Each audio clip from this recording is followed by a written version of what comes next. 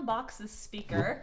It has these really easy pull tabs, which I love when companies use these, so you don't have to get scissors and get stuck in the box. And then it just opens right up. So convenient.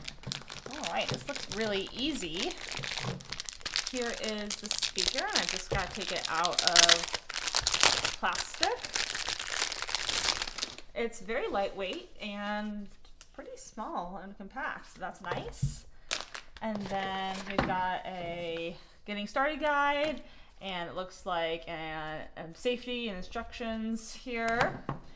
And then just tucked in the back, we have a charging cord, and that looks like it. So there's no block that goes to the cord, but it is just a USB. I just pop that open. There we go. And it looks like you just charge it here on the side. You just get a block for this or plug it in to wherever else charges from a USB, and you're good to go.